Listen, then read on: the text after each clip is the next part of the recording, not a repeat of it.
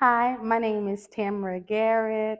I'm an activist, I'm a brand ambassador, and I'm also an advocate for people living with HIV/AIDS. I am excited to be a part of this World AIDS Day of Visual Art. Um, I am 33 years old, and World AIDS Day was my 6 year anniversary of thriving and persevering. Of my diagnosis, and I'm excited to be here with you all today. And hi, I'm Yolanda Bell. I am a Black woman who is positively living with HIV. I've been living with HIV, actually living out loud with HIV for 36 years. And I too am so excited to be a part of this visual arts presentation. So one of the big reasons that I do this and I love and I look forward to doing this every year is because I don't think that the awareness is out in the community as much as it should, or our communities are not educated around HIV and AIDS because of the epidemic that occurred over 30 years ago with the crisis that we had with people living with HIV/AIDS. And as some of you all may know, and some may not, but millions of people lost their life due to the lack of technology, medication, and just even the knowledge about what HIV/AIDS was and how it could be controlled. And it means so much to me to be living with HIV over 6 years and that not to be at the forefront of my mind to where it's on my mind all the time because of the advancement of technology and medication, that I'm what they would call U equals U, which stands for undetectable equals untransmittable.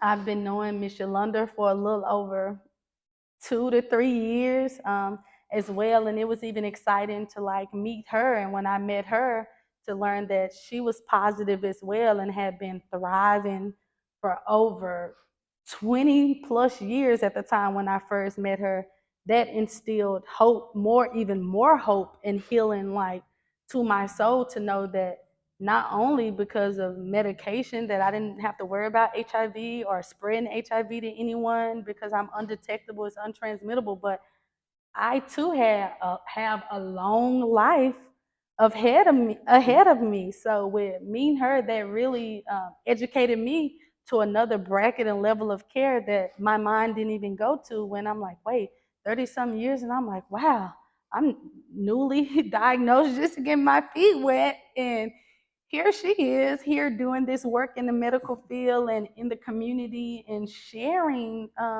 is needed so much, a very sensitive part of her with people as well. So I mean, hey, this has been somewhat of a journey, and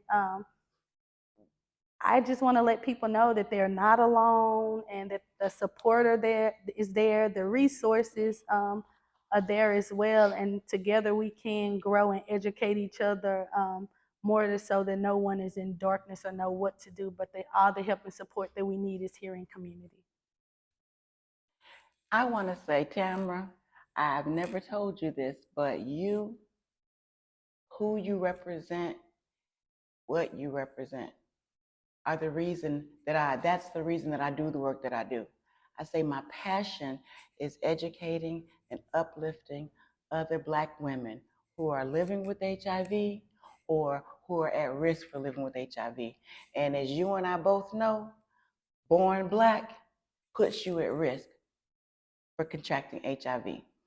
So, um, yeah, I remember that's the reason that I do what I do. Someone else said to me earlier, thank you for being able to share your story so publicly. And I say, well, shoot, if not me, who? You know, 36 years, I've learned a few things. I've watched the advancement of technology that Tamara was talking about. I've seen medications go, people taking 25, 30, 35 pills a day. I picked up my great aunt and carried her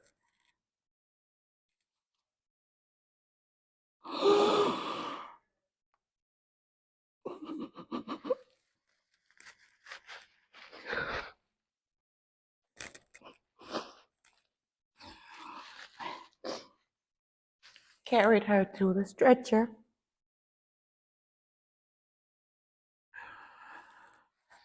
They took her to the hospital where she ultimately lost her battle. I was told that I was told at 17 that I wouldn't see the age of 20. And all I can say is, look at me now. Look at me now. Right. Yes, I've seen a lot of advancement. I jokingly tell when I test younger people, I jokingly tell them, I wish PrEP was around before I contracted HIV. But in all honesty, at that time, being under 18, I don't think that I would have taken advantage of PrEP. There was no education around it. I mean, we didn't know, we didn't even fathom that something like PrEP could even exist, let alone now having the option of, if we are on treatment, we can take a daily oral pill, or we can get a shot in the butt, and that'll last a couple of months. So I too consider it an honor and a privilege to be a woman who is living and thriving with HIV.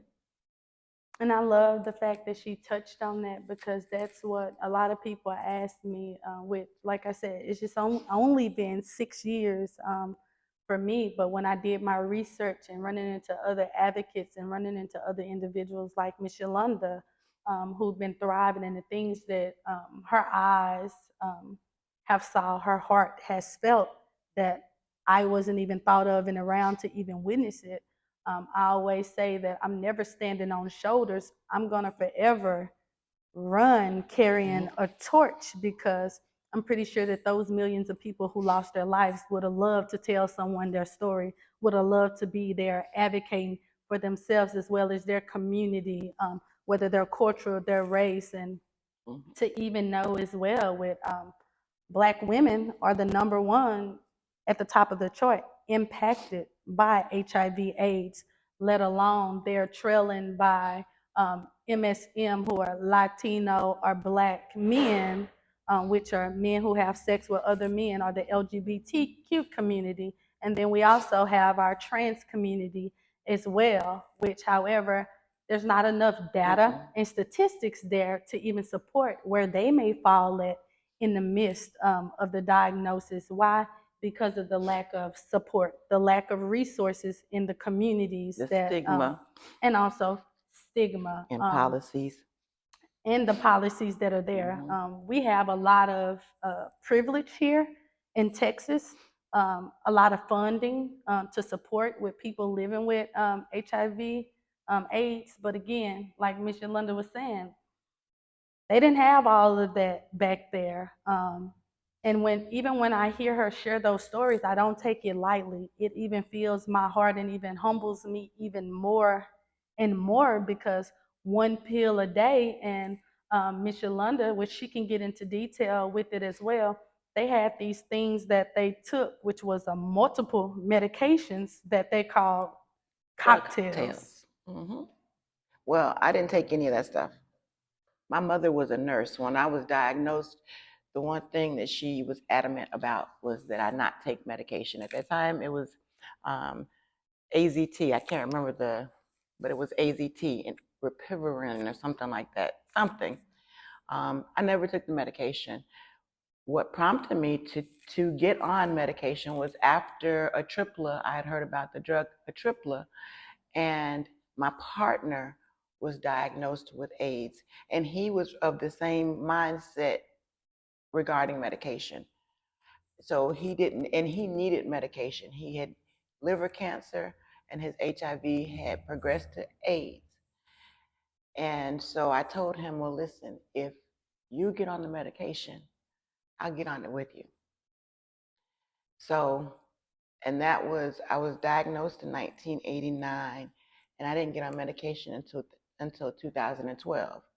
But like I mentioned, my aunt, I've lost several family members, and I've had to be the one to set the pill bottle, set the pill box up, and not a pill, not the weekly ones that you get, but like it would literally be a container, and this would be for this morning's medication, and then another container for the afternoon, and then another one for at night. So I was fortunate and privileged in that I didn't take advantage of, or rather, I did not let AZT take advantage of me.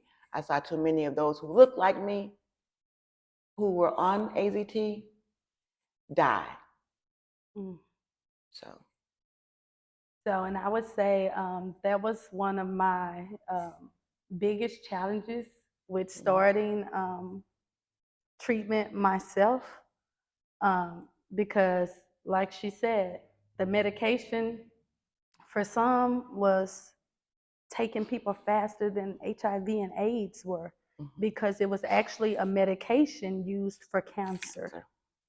So basically, the medication, and people were quick to get on it. Some of them were, it actually expedited them to their end, because there was not enough study, science, and things being done, because it was such, it happened so fast. And as they rolled it out as well with the technology, which we're grateful to have AHF with us doing outside testing, because nowadays we have rapid testing.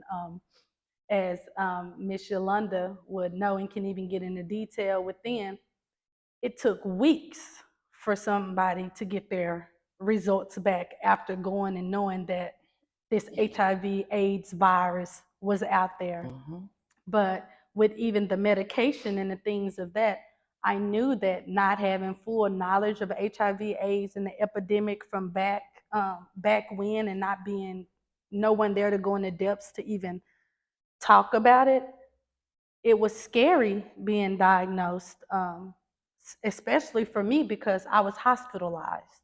I just know that I was having cold and flu-like symptoms, and something internally that I could feel inside that I could not explain, but it had my body aching and pain, and I just felt like I was dying on the inside, and something bad was there. But however, they were not able to find it because they weren't doing the testing for it, which I'm now glad to say now they have an opt-out system to where they're now offering it. And I know that one of our biggest county funded hospitals here in Texas does it, Parkland, to now they ask you if you would like to be tested for it whenever you go into the emergency room or urgent clinic, that they're asking, because at first it wasn't being done. So it took me 3 hospitals. And when I got to the 3rd hospital, I was told that, if I walked out the door for whatever was going on with my body was serious, that I may not be able to return and walk back through those doors. So when they offered me the medication, I had so many questions about it, because I only knew what I knew, which was information from 30 years ago at the time, right? So I wanted to make sure if I took this medication, not only that, because medical mistrust is real.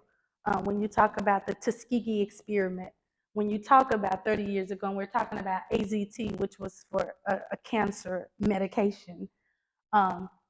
For me to be lying in a bed and someone to come in and say, we're diagnosing you with stage 3 classified as AIDS. But however, we want to get you on medication as soon as possible. And my thing was that, why would it matter if I got on medication as soon as possible?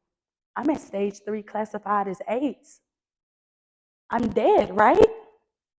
And for my doctor to look me in the face and say, no, you're not. You're alive. And for you to be here, us as doctors don't even know how, because your vitals were of someone in a coma. So we don't know how you even made it through the door. So I was like, whoa, you know? And then for them to say, we have this treatment and we can start you on rapid treatment. And this is 2018. And I'm like, I get rapid treatment and you're telling me I'm gonna live if I take this pill a day, I'm gonna live. And my doctor and I went to my first appointment and she said, you are. She said, sweetie, you're gonna live and you're gonna live a normal life.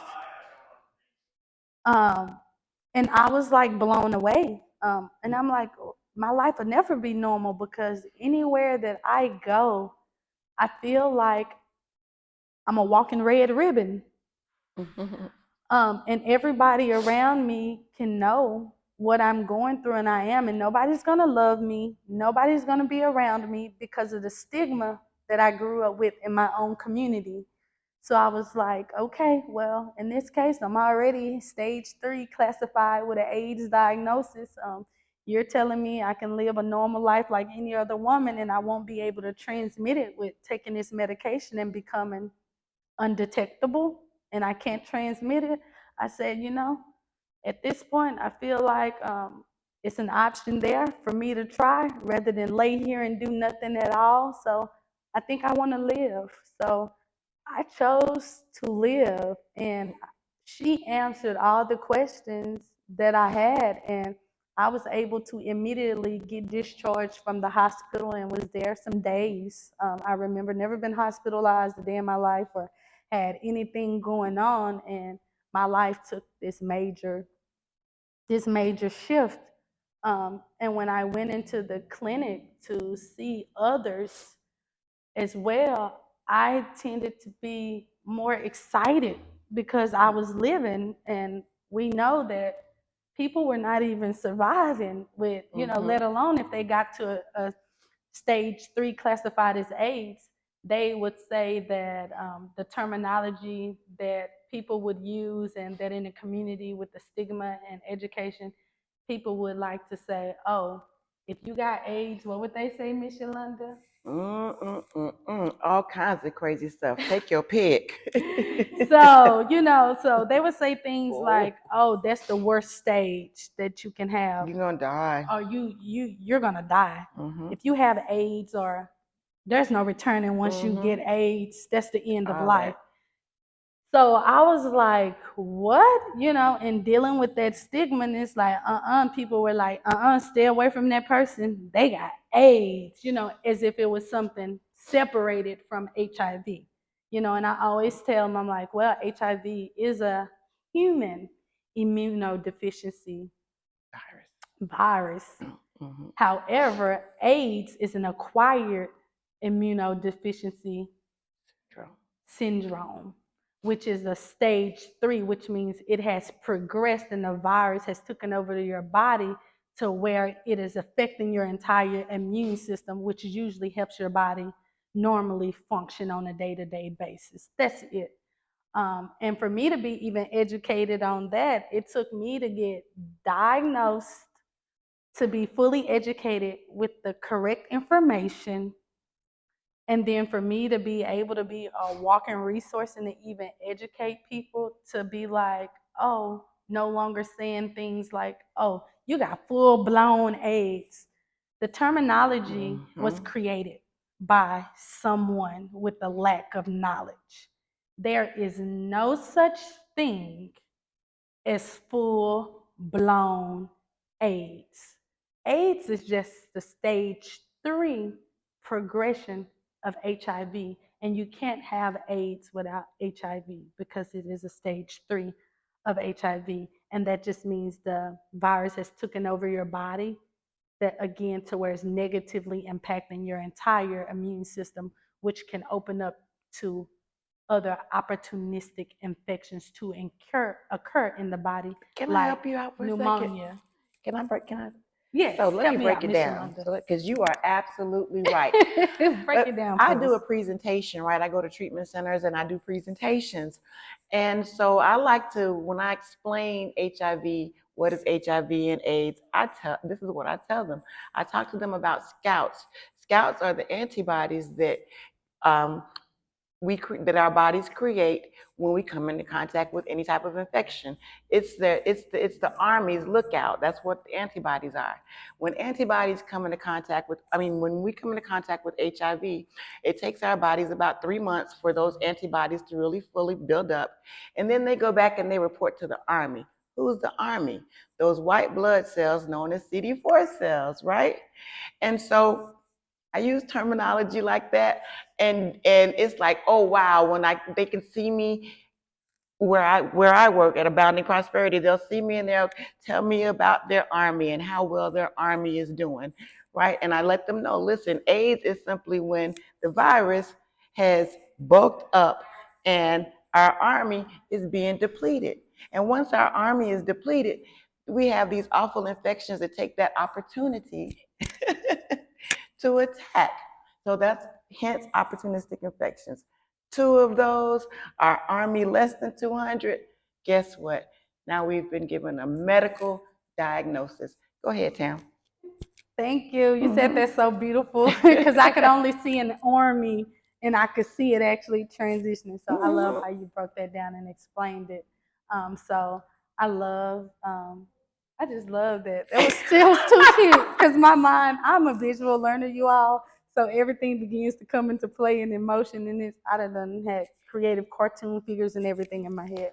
My army bad Um, girl. but yes, so to be able to have the advancement of technology and medication around, and to know my history, and to have others around me that are bold enough to share those stories, again, it all helps us get a better understanding of where we have come from and where we are now, which we can proudly say that we live our lives out loud. I love how she said that in her introductory, because you're not you're not your diagnosis. And I don't care what diagnosis that you're experiencing and what you're going through, it looks different for everyone, but you're not your medical diagnosis. And to have that love and that support and to be able to be bold enough to live out loud, I felt like it was like one of the biggest kept secrets. Like, wait, I now have the power to eliminate the stigma in my community. I now have the power to educate my community. And then never in a million years did I think that I would be not only at that level of community, but my story would be traveling all over the world and would be inspiring others to let them know you too are not alone. Like, let's give it a different picture to be painted, because you still have a lot of life ahead of you that you can live. And to be honest, like with the medication and things, are there some days? Yes, we're only human. There are some days, and we have our days. Miss Yolanda has been there to witness some of my days, because we used to work together. So to have that type of support there, or someone to know what you're feeling and what you're going through, and sometimes it can be hard to get through that. But with the support of saying, you know what, it's okay, or can I give you a hug today, or you forgot your medication, like things of that nature, and to have that backup and emergency of like, I know this what we gonna do, and we to get a fix of community or whatever, is like, it's just one of the most beautiful things I always say, to come together with the community of it, because of things are not how they used to be, and to be a part of that change and shifting momentum in a positive way, to tell my story, to jump up off a table as quick as I did. Like I say, people always wonder and ask. I felt like it was my calling. It wasn't nothing that I had to like, oh, make up my mind that I was gonna do it. I felt that with those millions of people who lost their life and things that weren't there, and to have them and be privileged and blessed enough to have them, what are you gonna do with them? So I decided, well, I'm gonna educate. I'm gonna help eliminate that stigma, and I'm gonna join forces with others who do this work to eliminate that stigma. And I'm too going to be an extended family member for someone because they've been rejected. And Yolanda and myself have both heard those stories, and different stories about how people's family and partners have disowned them because of the lack of knowledge or what they thought they knew because of someone told them. And it's powerful. Community is powerful because Mm-hmm. what community puts out there, the news could be on channel 8 and Mm-hmm. someone in the community done watched channel 8. They done created their whole overall perception of what was on the news, and now the whole community knows what that person in the community. And I'm like, there's power in the community because not everybody in the community had a TV maybe to turn that channel on and to hear Mm-hmm. it. They depended upon that person that they trusted in their community. And I always say there's power in Mm-hmm. our own community and it hold that weight. And at the same sense, to be able to be a positive change, to be that mediator and say, hey, I'm going to ensure that I'm educated about myself. And then I'm going to be bold and encouraged enough to then educate others. Why? The first word in HIV is what? Human. Human. We're all human. Nobody wakes up wanting anything to come into their life, any virus, any sickness, no type of diagnosis at all. It's human. And it's the same thing of community. We're made up of all humans. So treat everyone with that same kindness, respect, but also it gives an opportunity to educate. So what's best than that than living out loud and being able to Mm-hmm. educate others, because there's healing in education. You know, it does heal those wounds and you can eliminate the loneliness could be Mm-hmm. resolved into just sharing something that so we all go through. It may not be HIV. Sometimes it can be mental health issues. Other than that, it could be tons of things, but it's Anything. something we all, I guess, can say we can relate to, and it still goes all the way back to being human first. Mm-hmm. You know, talking about community, I come from a long line of communicators. My family, we have a newspaper back in Broward County, and it's been in existence as long as I've been walking this earth.